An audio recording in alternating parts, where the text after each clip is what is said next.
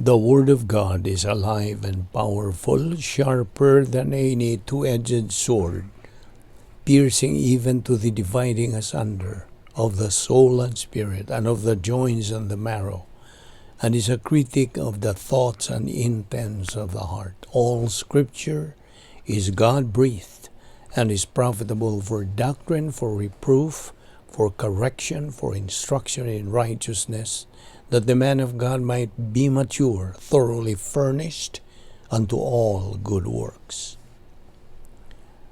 Hello everyone, welcome once again to our daily doctrinal Bible study of the Balbido Evangelistic Ministry. Today we are going to take up another lesson entitled The Judgment Seat of Christ. First of all, at the judgment seat of Christ, the life of the Christian will be evaluated for eternal reward or loss of reward. This period then is every believer's evaluation time. And our Lord, as judge, will recognize those who attain spiritual maturity on earth.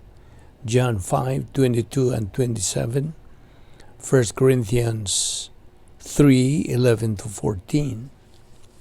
Their positive volition will have permitted God to glorify Christ by imputing super grace to them in the devil's world.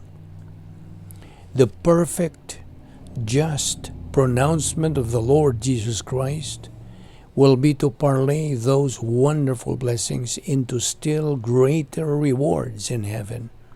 Romans 5:17.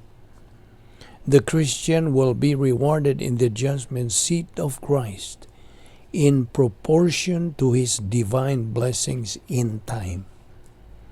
The rewards he receives from the Lord reflect God's magnificent love and will glorify the Lord to the maximum throughout all eternity.